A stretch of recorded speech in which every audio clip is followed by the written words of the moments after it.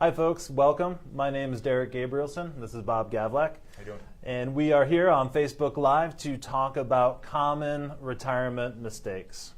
So we want to get into a list that we put together, some common mistakes that we see out there that people have made or are about to make in their planning process, at least through our clients.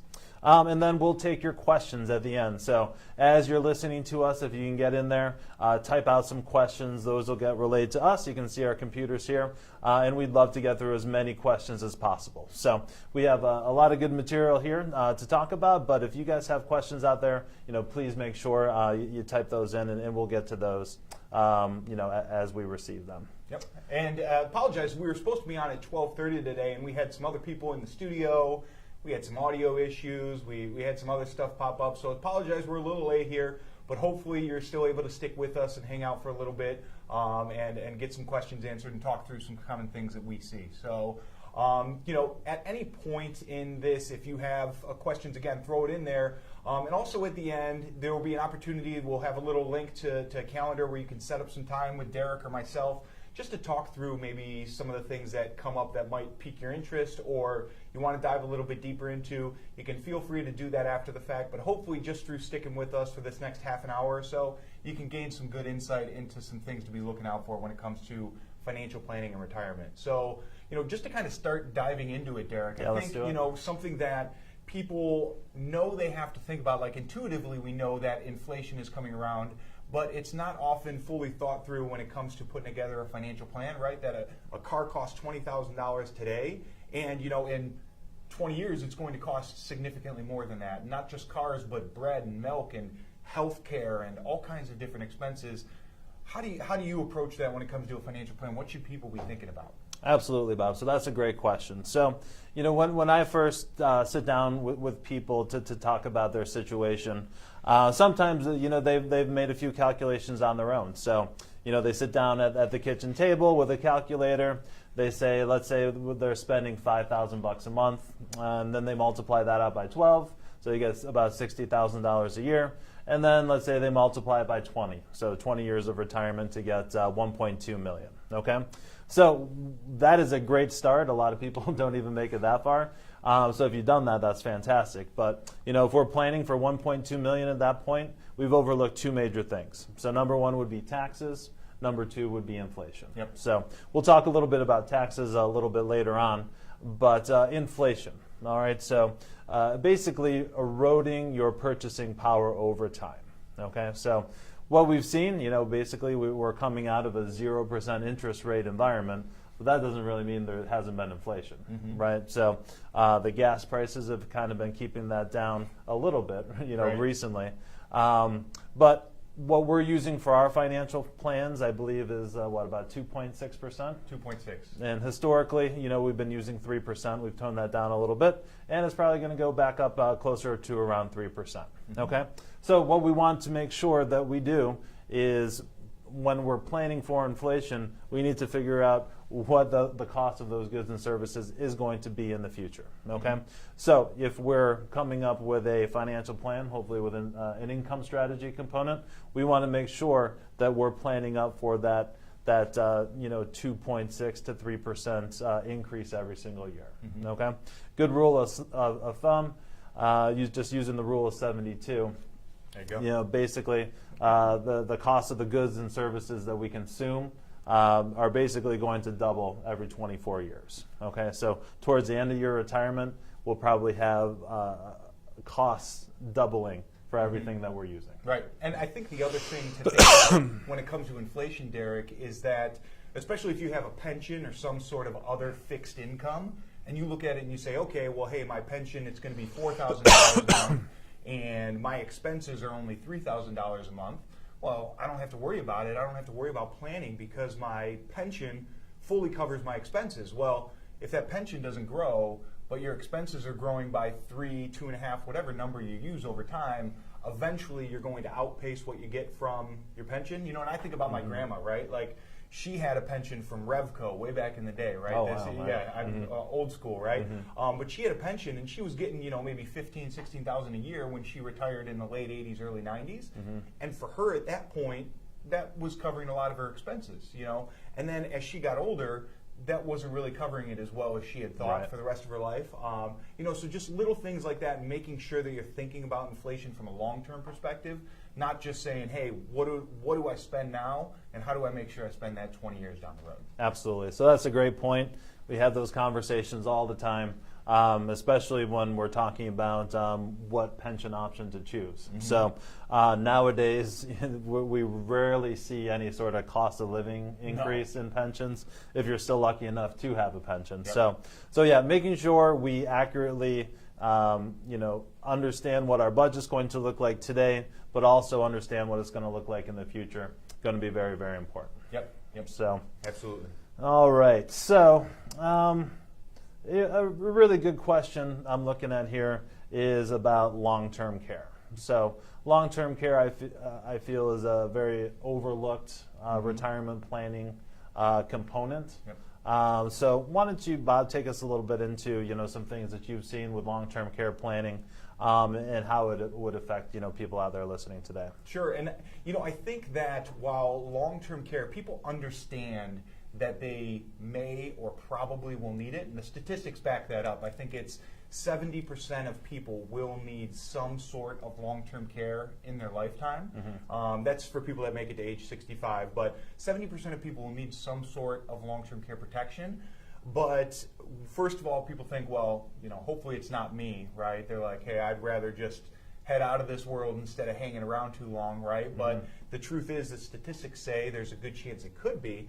But even though they recognize that, they don't always take action to put insurance in place, right? So I think one of the mistakes is people look at long-term care, they say, I understand that it's something I should insure against, but I'm not going to do it because A, I either feel I'll take on the risk myself, or B, they just don't fully understand all the components of long-term care insurance.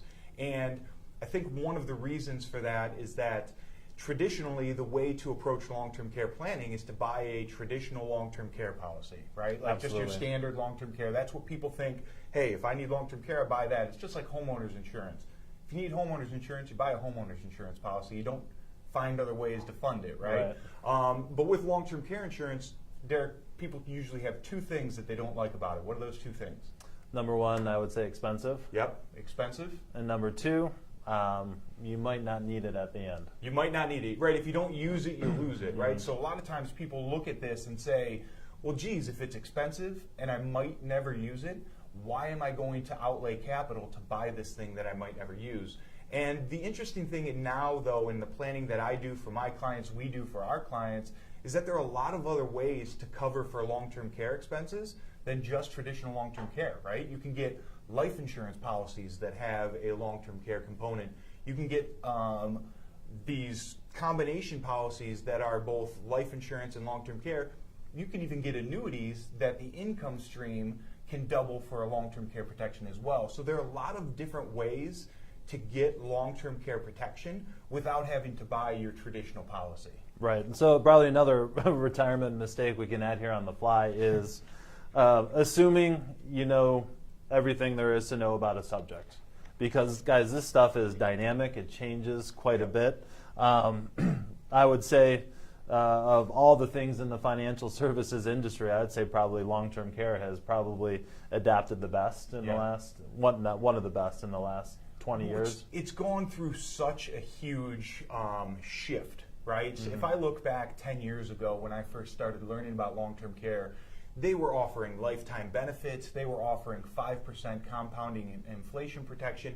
These insurance companies were offering all that. Within a few years, they realized that that was not going to be sustainable, and you see these benefits going away. You see costs rising on it, which has built up this new need for these different types of policies to try to let people have that protection that they want without feel like they're selling the farm in order to get it, right? So, I think that just looking at it from a different lens and understanding that there's more options out there, and again, not just for long-term care, to Derek's point, but for anything we'll talk about from an investment perspective or taxes or inflation, right? There's not only one way to think about it, but looking at it collectively and understanding what's the best way for you, Derek, or your parents or your clients or whoever it might be to attack that, that's the important thing to take out of this conversation. Absolutely, So, absolutely. So Yep. everyone's situation is different. You have to look at it that way. What is perfect for one person may not be perfect for their neighbor or brother. Yeah, exactly. Yep. So, and the other thing I'll mention on long-term care, I like long-term care a lot. And I think Yeah, there's no one problem. more thing I just want to bring up before we keep moving on from this. The other thing with long-term care is it's different underwriting than just life insurance, right? So where with life insurance, if you have certain health issues, right, they're worried about, hey, how long are you going to live, right? Making sure that you're going to live as long as possible. For long-term care, they don't care how long you're going to live or anything. They just want to make sure when you go quick, right? Right. So Exactly. there's different underwriting. So depending on your health circumstances, just because you can't get life insurance doesn't mean you can't get long-term care. And on the flip side, just because you can't get long-term care doesn't mean you can't get life insurance. So it's just something to understand about the insurance industry in general. And if you're concerned about it, dive a little bit deeper. Yep, So, absolutely. enough about long-term care. I could go on that for a whole, episode by itself. But, just kind of expanding upon that, something that people know they're going to have to spend money on in retirement, Derek, are medical expenses, right? Whether it's through insurance or different sort of health events that come up as you age. How do we plan for that? Yep, absolutely. So that's a great question. So, I think really the important thing to note on this topic is that everyone's situation, again, is going to be different, okay? But what I will say is that employer benefits, 15 years ago, maybe some healthcare benefits would trickle over into retirement. That is not the case anymore. You hardly ever see that. You also see people retiring earlier and living longer. So just naturally, there's going to be more healthcare expenses. So just like inflation, we have to account for that in our financial plan.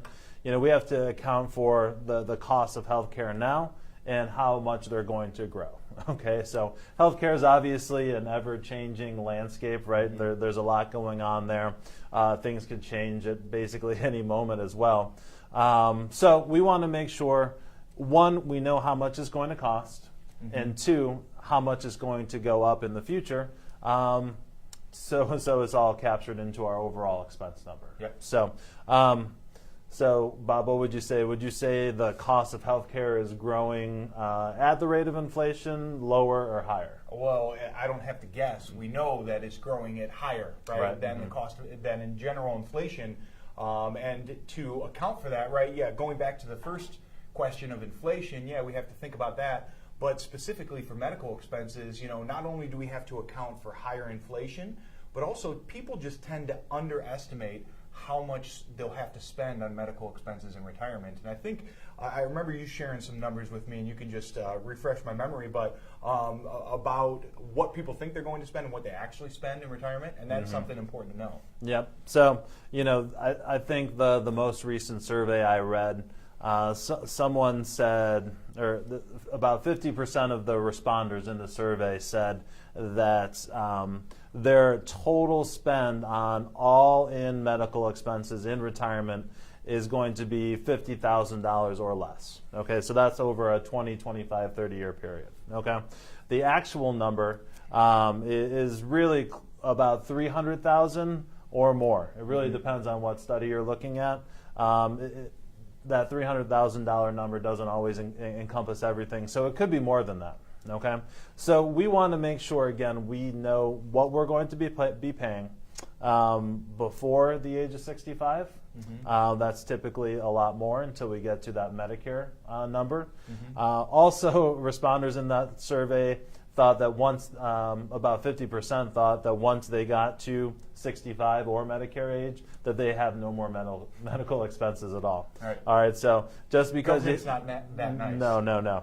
So once you hit 65, again, as currently constructed, you're still going to have significant expenses. You're going to have supplemental policies. You're going to have to pay for Medicare Part B, and there's a whole schedule there. But the point here, and I'll wrap it up, is to make sure, one, we account for how much we're going to be spending on medical expenses, and that we're inflating that at the proper pace. Yep. All right? Yeah, absolutely.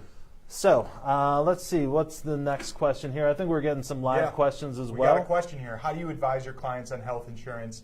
Costs keep going up. How much do we save just for medical? So the first one, how do we advise our clients on health insurance? You know, what I tend to do is I know I'm not the smartest guy. I'm not the smartest guy in the room right now, and there's only one other guy in here, right? So I surround myself with people that are experts in their field, and we all work with a number of different professionals that specialize in health insurance, and be that pre-65 health insurance. I have some clients that are retiring at 60, 62 years old, or if you're getting into Medicare and the supplemental policies. What I usually do is say, okay, this is generally what we need to think about from a macro level for your financial plan. But in order to figure out exactly how to approach health insurance for you specifically, go speak with this professional, this individual, on what he or she is going to do. Is they're going to sit down with you, they're going to talk through, okay, what are your prescription needs? What are your health concerns? What sorts of cash flow do you have? What are your other resources? To pick out the best possible policy for you, right? So, I don't tend to say, hey, this is exactly what you should do with Medicare or supplement, but I bring in professionals to help my clients to see that. And if anybody needs a referral, if anybody needs somebody that they can trust to speak to about this, feel free to just send us a note, send us a message, and we'll give you a couple names that you can reach out to directly. So Anything to add there, Derek? No, I think just like everything else we're talking about here, it's changing constantly. So, that's not specifically what we do. So we need to make sure we have professionals that do that, all day, every day, to keep up with all those changes. Because it's not just changes on the private insurance side. It's, changes on, Social Security rules, Medicare, Medicaid, the whole gamut. So, being able to work with team members that can do that for us is a big help. It's invaluable, right? That we don't have to, again, we have the knowledge specific for the financial planning and those things that we do regularly, but for those very specific needs, having experts that we can count on, it's it's nothing better than that. So great question. Thank you. I think, so what are the numbers that we're using per person in our financial plans right now? I think right now we use as a base number for a individual over 65 is about $7,500 a year just for medical expenses per person, right? So if you're a married couple, going about $16,000 per year is what we're looking at out of pocket, and that's counting your Medicare Part B premium, any supplemental policies that you might get, whether you're getting Part D or PPO or whatever you're getting from those supplemental policies. But then you still have co-pays, you still have other things you have to pay. Right. So again, unless you have some major health concern, something like that, we think using around $7,000 to $8,000 a person, getting at age 65 is a good starting point. Yep, absolutely. So, all right, well, great question. Keep those coming. Yeah, thank you. Let's hit the next topic. So, when we talk about saving for retirement, so this is a good question for people who may not be at the threshold of retirement. Sure. So it's a little bit more of a advanced planning question. But a typical person that we see come into our office has a lot of their net worth saved into their IRA account or 401k through work. So. Why don't you talk about some tax advantages of having money spread across different qualifications of accounts? Yeah, and I think what has been ingrained in I think all of us since we first got our first job, right, is you saved your 401k, you want to defer taxes, you get a match from your employer, like all of these things are good things, right? And that's what I'll tell my kids as they grow up. Hey, just shovel money into that 401k, it's going to save you taxes today, and eventually when you need it, you can get money out. Now, and I'm talking about in retirement, right? The downside of that, though, is sometimes we'll see clients that all of their money, whether they have $500,000 or whether they have $2 million, all of it is in IRA and tax qualified money. And while that's a great thing that you've saved and you've set this money aside, you really lose tax planning flexibility when it comes to retirement, right? Because as soon as you need money out, the only way you can get money is by taking a taxable distribution out of your IRA, right? Like, that's it. There's no tax planning flexibility that can be done. However, if you're looking at this ahead of time, and even if you're right at retirement within a couple of years, you can look at utilizing Roth IRAs. You can look at utilizing potentially doing Roth conversions in retirement, which I've done with some clients. Potentially not even maxing out your 401k in the year that you're going to retire. There's a lot of different ways you can approach it, but the ideal way to get to retirement is not to have, if you have $2 million, not to have $2 million all in an IRA, but maybe you've got 1.5 in your IRA and you've got a couple $100,000 in your Roth and you've got a few $100,000 set aside in just non-qualified or taxable money. And having that diversification is almost more important than investment diversification, right? We talk about investment diversification all the time. It's not often brought up tax diversification, right? And having different tax qualification for your different accounts. It's something that, having that flexibility, and that's something that if, we want to, we could do a completely separate 1 hour conversation about just breaking up your accounts and why having this separation is important. But just thinking through that, and if you're in your 40s, 50s, 60s, whatever, thinking through your saving strategy and not just taking the old adage of shove it all into your 401k, I think it's a worthy thing to think about. Right. Because everyone wants to save money on taxes, right? Yeah. No one wants to be giving extra money to the government if they don't have to. So, Right. But a lot of people that I've talked to throughout the years, they're really kind of just really narrowly focused on their 1040 this year, right? And, is there anything I can do to save money on taxes? Well, there may be a couple things that they've missed, but, a typical person, a married couple, making $150,000 a year, there's not a whole lot of tax maneuvering those people are going to do. Especially after the new tax changes, right? Absolutely. With the getting rid of a lot of different exemptions and deductions and increasing the standard deduction. It's a good thing, but it also limits some of your tax planning you can do from a year-by-year basis. So maybe taking a step back and looking at it longer term and saying, okay, how do I get myself tax diversified from an investment and a retirement perspective as opposed to just a year-by-year approach? Right, absolutely. So, something to consider and think about. It's never a bad thing to have too much money, right? I think that if somebody told you you had too much money, but it's about not having too much money in one type of tax account, right? So to have the diversification there. So, and when it comes to that, right, and I want to just skip forward to, I think it fits in with this conversation here with just cash flow planning, right? And I think that this is, and I'm going to skip forward to this one. There we go. We're going to talk about cash flow planning real quick, just because I think it kind of ties in with what we just talked about here, Derek. And that this is not, again, so much a mistake, but an oversight, right? That people will get to retirement and they'll just say, hey, you know what? I'm at retirement. I need a certain amount of income. Let's just start turning everything on and bringing in as much income as I need to cover it. Where if we took a step back and did some proactive planning from a tax perspective, like you just said, you want to save money on taxes, you can do that just by taking a step back and looking at your cash flow, right? And I want to share with you a story because this is literally a story that I just worked on with a client of mine here recently, just a couple weeks ago. So husband and wife clients, wife's a little bit older, husband's a little bit younger. He retired and he has Social Security, has a pension, all this stuff.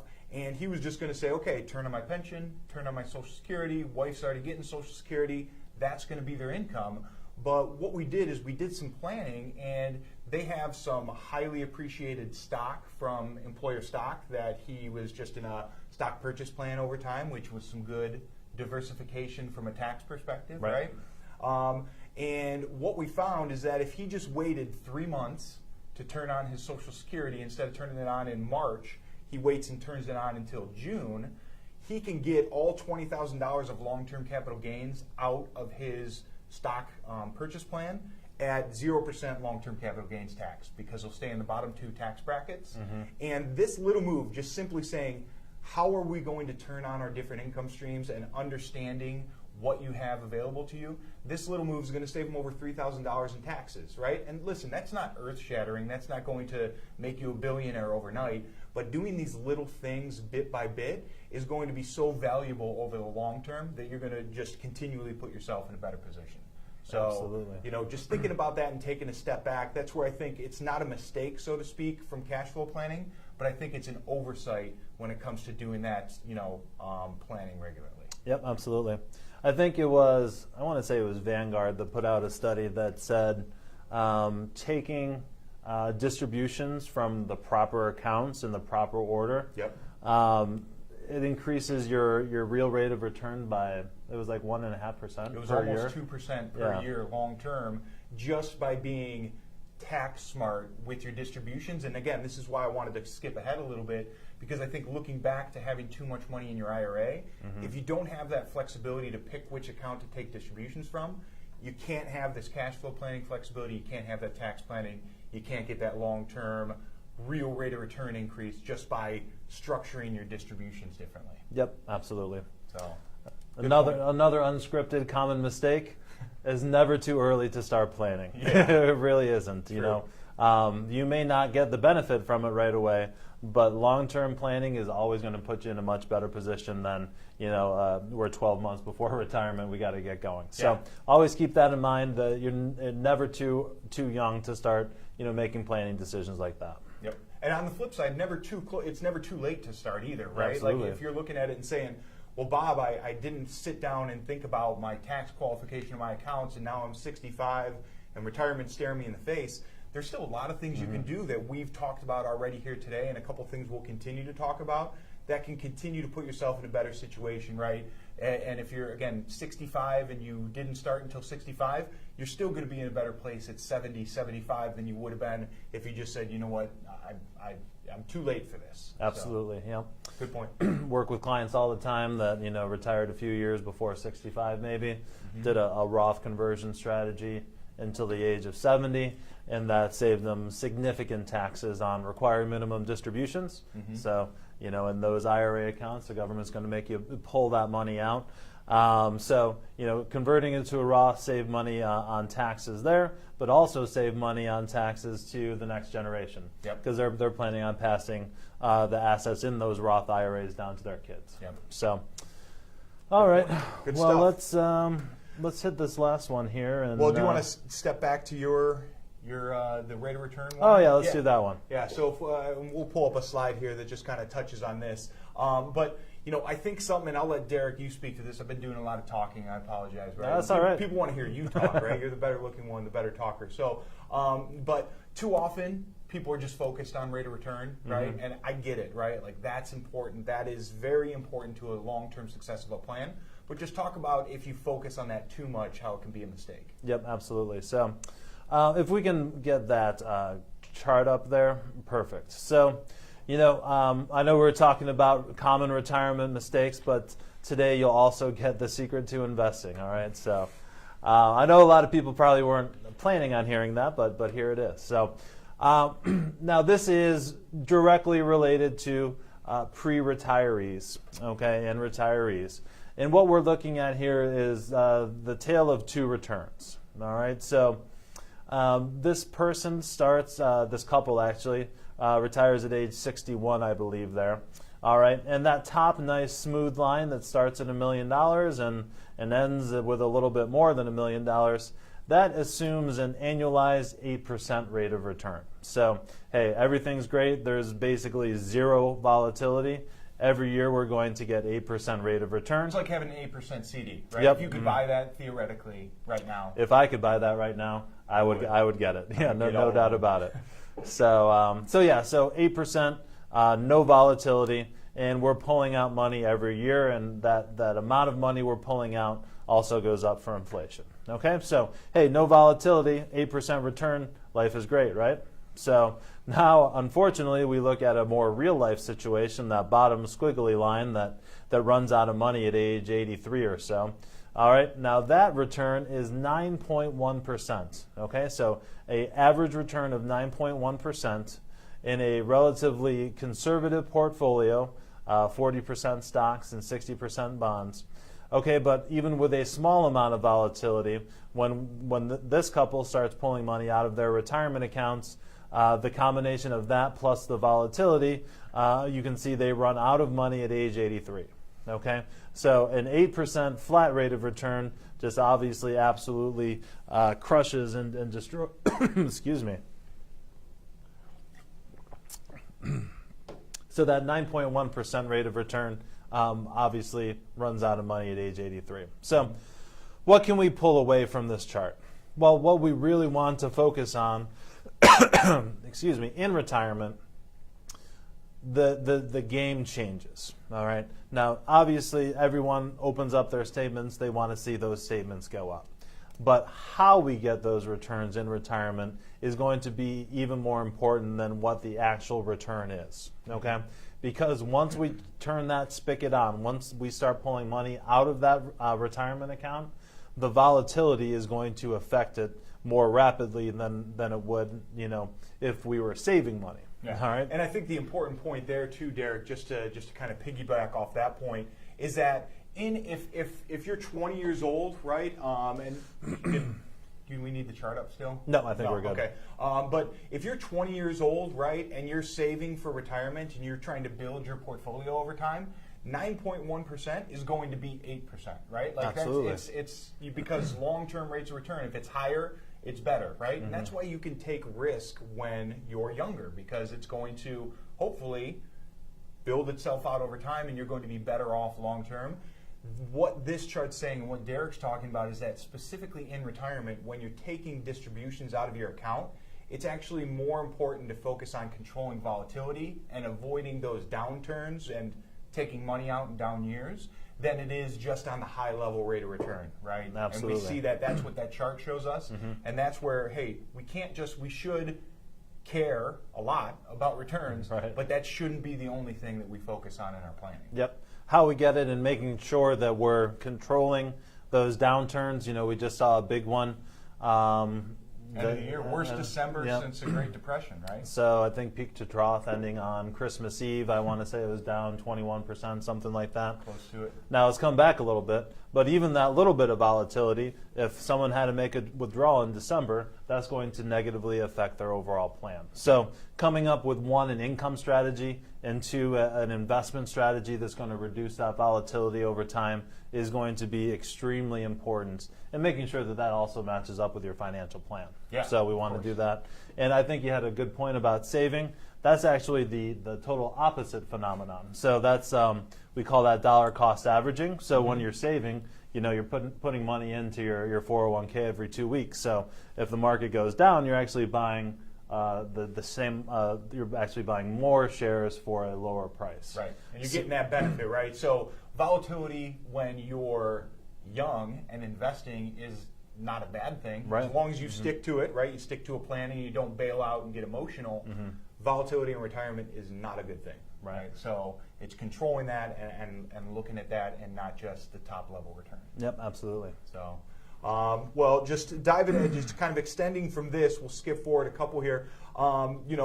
Thinking about a pension and doing a pension properly, right? This is something that is often a question for us. What way should I take my pension? So just talk a little bit about the approach that we take and how to make sure you avoid an irreversible mistake when it comes to that. Yep, absolutely. So, we were talking about the kind of the back of the napkin calculations, right? And hey, I only need X amount of dollars, so this pension guaranteed monthly, annuity payment is all I'm going to need, right? So we see that a lot. All right, but I have a little story of someone that I met. I believe it was at one of my events. Probably I was teaching at a college. Okay, so. I invite people to come in after that if they'd like to. This one lady chose not to, and then she was kind of like hanging around the back of the classroom. So, okay. It's 9 o'clock. I'm like, hey, I'm going to get out of here. Right. And then she just starts talking to me. She's like, yeah, everything was great. I learned a lot, but I think I'm okay. I did some research. I think a lump sum from my pension is going to be the best choice. And then I'm going to invest that money. I'm like, okay, well, that sounds good. I'm like, hey, you sure you just don't want to sit down for 20 minutes and, go over this? And I can just, make sure everything looks good for you. And, she's like, you know what? I think that's a great idea. Let's do that. Okay? So 3 days later, this very nice lady's in my office. She has a filled out pension form. Okay, a lot of the pensions, You have to fill out paperwork and declare what you're going to take, and then get it notarized because they don't want you to go back on it, because once you sign it and send it in, it's pretty much over. Yeah. Okay. She gave me that piece of paper, and right away I saw it was a clear mistake. Okay. While she did want to do a lump sum pension rollover to her IRA, she actually selected the wrong box for a lump sum distribution. Oh, wow. Okay. All right, so this was going to be about a $425,000 basically withdrawal from her pension account, all fully taxable. Wow. All right, so you're looking at probably 30% of that just going bye-bye, and then also losing the deferral power in an IRA, okay? All because one little box was checked wrong, and her intention was actually the right way to go. It just wasn't going to get executed properly. Right. All right, so, just making sure, one, you know what you want to do, hopefully through a financial plan, right? That's really the only way, to your point, that we're going to figure out which strategy is best. So, the payment with a 50% survivor, 100% survivor, lump sum. Every plan is different. Every plan has different choices. Okay, we want to run those numbers through your financial plan to make sure we select the best option. Right. Yeah. And surprising, right? Like when you do that, there are so many different results that come out. I've had 2 clients retire from the same company and have different recommendations on how they take their pension, right? Because depending on your other resources, depending on your marital status, depending on your goals, your age, I mean, all of these things make a difference when it comes to your pension. And you want to make sure that you're finding out specifically for you what makes the most sense, not even what your coworker did when he or she retired 3 months before you did, right? Absolutely. So, you'd really be surprised at how different that can be, individual by individual, and just making sure you look at it and really test all the different scenarios is going to be a benefit for you. Yep, absolutely. And that's a great point too. If someone has a pension, their Social Security, maybe their spouse has a pension too. Really, what a retirement plan is really just a big income strategy, right? Yeah. That's really the first step, because we're turning those paychecks off. We got to figure out how we're going to get money to live off of. Yeah. So making sure we're making that selection with all of the choices, all the different income streams factored in, is going to be extremely important. Yep. All right. And you can just see how just this one conversation can snowball, right? Yeah. Because now we're talking about income sources. It goes back to taxes, pulling out the money in the right order from the right accounts, and it goes back to did we save the money into the right accounts? So it all builds upon itself. So that's why the power of a good cash flow based financial plan is going to be really, really important for retirees. I agree. So. I think that is all of them, if Yeah. I'm not mistaken. Yes, that's everything I had, and I think we did get some questions sent in prior to the live event here that we put on, and we did get a great question during it. But I want to expand on that, because one of the questions that was asked before kind of touches on what we talked about here during this. So it was, I'll be 65 next month, but I'm still working. Do I need to go on Medicare? And again, that's something that is specific to the individual. Okay, whether or not you have the right insurance to cover you fully, whether your employer-sponsored benefits, whether you're getting it for yourself or your spouse or whatever, whether that's going to be the primary insurer or the secondary insurer will depend on whether you need Part A and Part B. Whether or not you're in a high deductible plan and you have an HSA, because if you sign up for Medicare and you have an HSA, you'll no longer be eligible to contribute to it. So there's a lot of different factors that go into electing Medicare when you get to that point. And that's, again, where just having a 5-minute conversation with somebody that's a professional that understands it is going to put you in a good position to make the best decision for you. So. Again, it's going back and asking that question of a professional to really dive into that. So Another retirement mistake we didn't talk about: don't be afraid to ask for help. Yeah. It's complicated and it's not universal, the answers. Everything he just rattled off right there. it's complicated, and a lot of people don't know about it, and that's fine. It's not their job to, right? Right.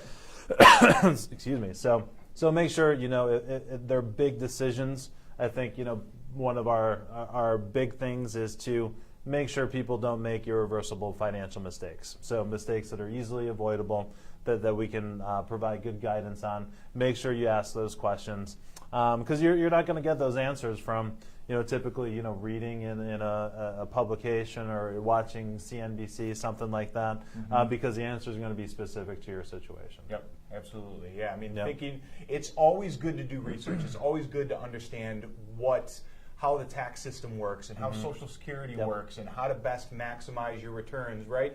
Understanding those things is important, but being able to say, okay, I need to take a step back and make sure I'm planning for all of this all together for me and my specific circumstance and situation, right? And a lot of these questions, right, like whether it's the Medicare stuff or timing for Social Security, that's another question we got beforehand that I'll just kind of dive into here. I just retired. Should I turn on my Social Security now or wait?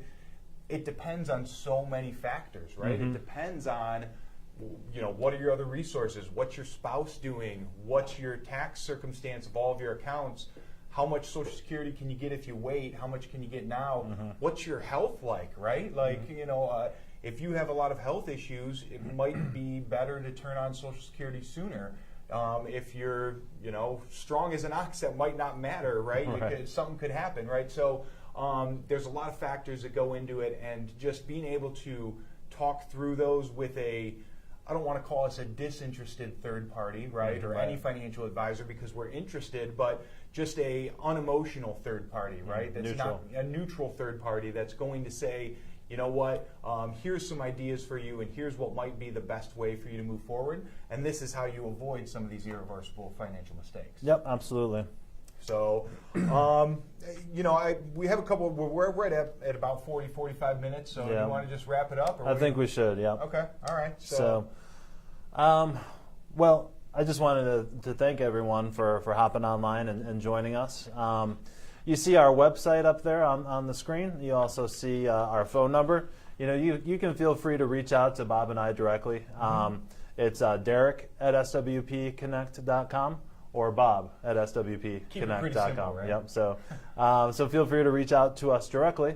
But Bob, how can they sign up if they'd like to, sit down and talk with us, or schedule a phone call to talk to us? If you want to schedule some time, there's also a link below this here that you can actually get directly into Derek's calendar and set up a 15, 30-minute call with Derek. And again, just an opportunity to ask some of these questions. And whether you're already a client or you've come to one of our classes, you're a friend, you're a family member, whatever it is, throw some time on our calendar. We're more than happy to just talk through what your questions might be, because some of the things we talked about, while we got a little specific, we're very general here, and we can give much better insight just by, again, a 15-minute conversation. So you can follow the link below. That'll go straight to Derek's calendar. Or like you mentioned, reach out to us on Facebook, on Twitter, on our website, whatever you want to do.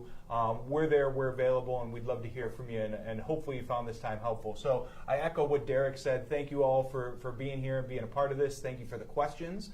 We'll look forward to having you again for another one. And next time we'll be right on time with our with getting it started and everything. So All right, perfect. Well, thanks, folks. We'll talk to you soon. take care. Bye-bye.